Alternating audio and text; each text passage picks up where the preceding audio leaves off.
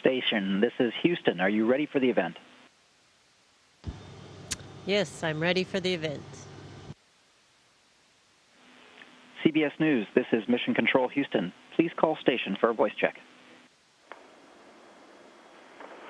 Station, this is Elaine Quijano with CBS News. How do you hear me? I have you loud and clear.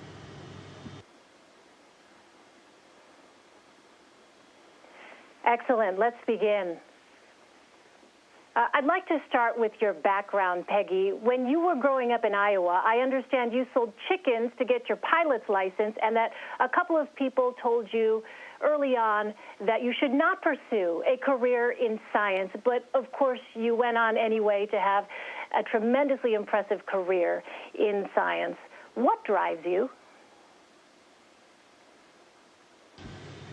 Well, I think I was always lucky in knowing what I wanted. I pursued my goal of becoming an astronaut in spite of the fact that it was not very likely to have happened. But the advice I give young people is that you have to pursue something and you have to have fun along the way. And I was having a great time. I've always worked at NASA. I have said I've never had a real job because I've always done what I really wanted to do, and that's been the most important thing to me. Looking back, how have your age and experience now helped you? Well, I think in preparation for this flight, obviously the experience of having been a commander before and having flown for more than a year on orbit definitely makes the process of preparing for the space flight a lot simpler in knowing what items that I need to worry about versus, the things that I'll get when I get on board or that's just not important for me to know. So I think that experience helps a lot there. At this age, what would you say some of the challenges are about being in space? Well, I think living in space is not a trivial thing. We've done a fantastic job up here. We've had a human presence for 18 years now, and which I think is somewhat miraculous that we've been able to keep humans up here that long. But every day there's always something that could go wrong that could change that whole situation, and so we understand that, and we work very, very hard on the days that are not optimal to fix whatever it is that's broken and ensure and maintain the fact, so everything so that we can stay up here and continue our research. I think our research up here is very important. It's going to really contribute to future exploration beyond low Earth orbit when we go to other planets. And so I really feel that what we're learning, from a very basic engineering level to a very high-level science level is going to be very critical for that future exploration. Over the course of your career, you've broken a number of records. Is that your goal? Breaking records has never been my goal. I think it's important that we are breaking records, that, we're continually pushing, our limits and showing that we can extend beyond what we have done before. And so I think breaking records is important, not necessarily holding the records. What's your view on age? I wish I didn't have to think about it too much, but spaceflight's good for age. I have a lot less wrinkles up here. Things float. It's a good place to be as you get older. How do you stay physically fit in space? Actually, we spend a lot of time staying physically fit in space. It's important for our bones and muscles. Without gravity affecting us, we would lose muscle mass and bone density. In fact, we would lose bone density faster in a month than a geriatric woman on Earth would lose bone mass in a year. And so it's very dramatic, and we have to try very hard to specifically stimulate those areas of bone, primarily the hips and the lower back, to try and maintain our bone density while we're up here. Our exercise device, it's an advanced resistive exercise device. We pull against resistance, and it's isolated. Vibrations are isolated from the station so we don't impact the experiments on board the station, and it's actually a very sophisticated piece of hardware, and it feels very much like you're on the ground lifting weights. So it's great. And then we also have a treadmill, which of course we have to wear a harness and have tethers to hold us down to the treadmill itself, because obviously it would we would just push away and into the ceiling if we were running. And we have a bike. We clip onto the bike and cycle much like you would on the ground. You mentioned lifting weights. I read your hobbies include weightlifting, biking, basketball, and water skiing. Why water skiing, and are there any similarities to space? Water skiing is just fun. I started doing it when I was a kid. There was a lake a couple miles from our house, and so it was kind of the summertime sport for my brother and I, was to go water skiing all the time. So I love doing it. It's a lot of fun. I don't get to do it as much these days anymore.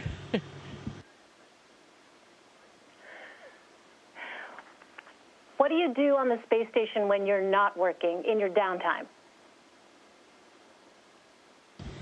Well, we have a phenomenal window in the cupola. It's a 360-degree view of the Earth. It's on the bottom side of the station, so it's looking down, and we fly most of the time horizontally over the Earth, so that we're always looking down at the Earth, and it's just an incredible view. There's always something new, something even more beautiful than the last time you might have flown over the Caribbean or Australia or the Mediterranean. There's always something incredible. The light angle will be different, and it's just an incredibly beautiful view.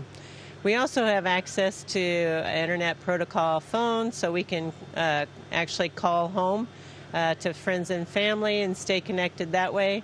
That's obviously something we're not going to have in future exploration missions, but it makes us feel very connected here, as well as being able to have video conferences with family and friends as well. So you feel very connected here. We have an incredible ground team. Actually, we have ground team all over the world that keeps us very connected and stays on top of us, helps us keep getting our job done as most efficiently and effectively as we can, and giving us all the pointers to help us understand when we don't have everything figured out. Do you have any advice on living strong? Do I have any life? I didn't hear the end of the question. Do you have any advice on living strong? I think it's very important to pursue your goals, and in doing that, I think you are strong. If you're pursuing those things in life that inspire you, then you are strong. All right. And do you feel as though you have more missions in store? I don't know about that. We've got a lot of folks who want to fly in space, and I would like to see them fly as well. Are you able, in the last 30 seconds we have left, to show us a spin? My producer's asking.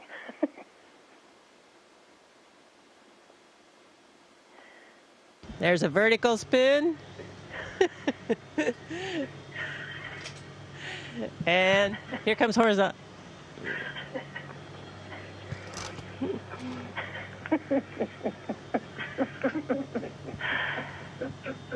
That's actually one of the most fun things to do when you're living up here, is just be here. Thank you. Station, this is Houston ACR. That concludes the CBS News portion of the event. Please stand by for a voice check from WFTV Orlando. Station copies. You've reached the WFTV WRDQ control room in Orlando, Florida. Please stand by.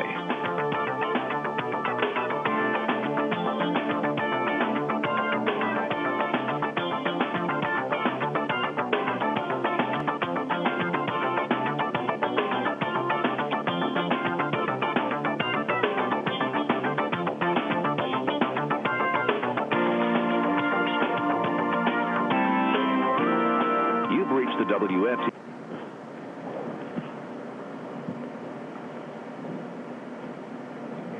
Station, this is Vanessa Eccles from WFTV Orlando. How do you hear me?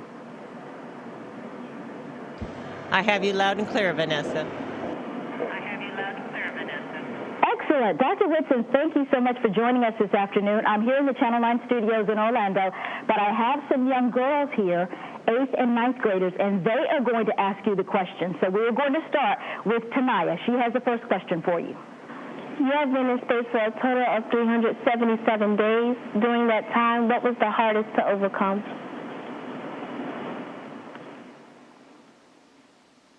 I think probably the hardest thing to overcome is the food.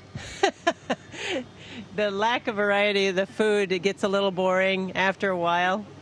But really, for the most part, being able to live here and work here in such a different environment is very special, because we have this unique experience that is so novel. It just really feels very, very special. And the next question comes from Alicia. Which stage in your education or career path did you have to persevere the most to achieve your goal? Well, I think in math I had a lot of challenges when I was in high school and especially in college. But I think once I got into a field of science that I really, really enjoyed, everything became a lot easier for me. And I even learned how to apply that math that was very difficult along the way. I think in becoming an astronaut, probably the most challenging part has actually been learning Russian. I'm not very skilled at languages, and so that's actually been, I think, the hardest thing for me. Everything else hasn't maybe not been easy, but it's always been interesting to me. And so I think learning new things has been extremely valuable for me. And the next question comes from Hayla, who's in the 9th grade. Hi, I've seen that you major in biochemistry in Iowa Wesleyan College. What or who made you want to become an astronaut? Actually, when I was 9 years old, I saw the first astronauts walk on the moon, and I thought, wow, cool job. But I don't think it became a goal of mine until I graduated from high school, and that was the year they picked the first female astronauts. And from that point on, I pursued that goal. And luckily, I had no idea how hard it would be to become an astronaut, but it worked out for me. And the next question is from Sophia. Do you have any advice for young girls interested in the space program? I'm sorry, you'll have to repeat that question, please. Do you have any advice for young girls interested in the space program? Absolutely. I definitely think you should pursue your goals in the space program. There are tons of different fields of all the people that work at NASA. Any field in math, science, and engineering, there are an incredible variety of jobs at NASA that can help you explore what you most want to do and how it applies to space exploration. So I think if you go online, you can look up In NASA educational opportunities, there's grants for young people, and also just lots of different ideas of the variety of jobs that are available out there that are related to spaceflight. And Dr. Whitson, I'll ask the next question, and that is, as adults, what can we do to stimulate girls' interest in this whole idea of STEM, science, technology, engineering, and math? What do we say to them to inspire them?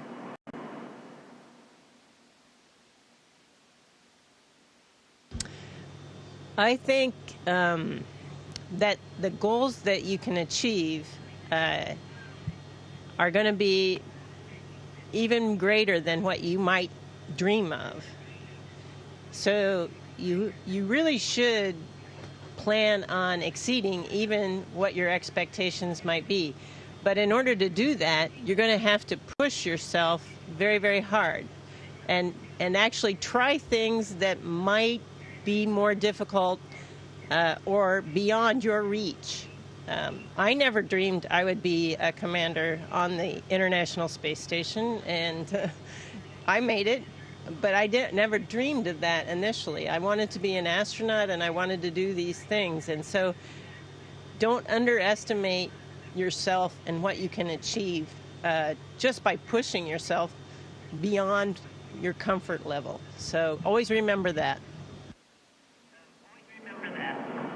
And Tanaya has the next question for you again. What made you want to go into biochemistry? I really, in high school, I really enjoyed biology. And when I went to college, I started taking a lot of chemistry classes. And I ended up double majoring in biology and chemistry. And at the end of my college career, I took my first class in biochemistry. And I thought, well, that's the perfect melding of two things I really, really like very much. And so that was how I chose biochemistry.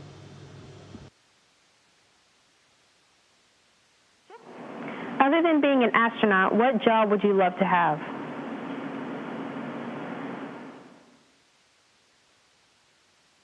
Well, before I became an astronaut, I actually worked at the Johnson Space Center for 10 years. It took a lot of years of applying before I was lucky enough to be selected. But during that time, I held a lot of different positions at NASA, and I found all of those very challenging from a scientific level to a leadership level, and I learned a lot of new things there. So I think I would still work at NASA even if I weren't an astronaut. And Taylor? For your first expedition, which I believe is Expedition 5, how much training did you go through, and what did you feel about it?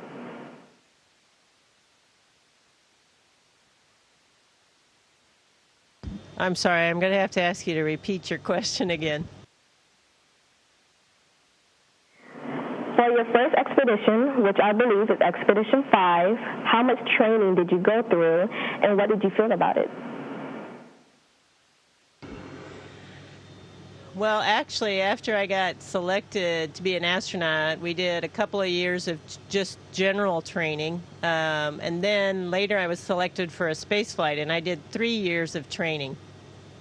And we train astronauts because astronauts can come from any field in science, math, engineering, aviation, aeronautical engineering.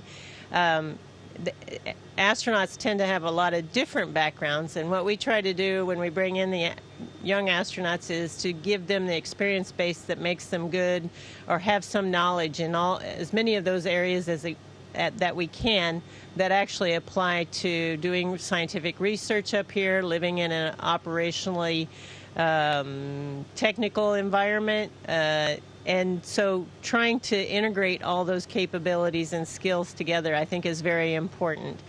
Probably the most fun part of the training was some of the training in the spacesuit, some of the most challenging as well.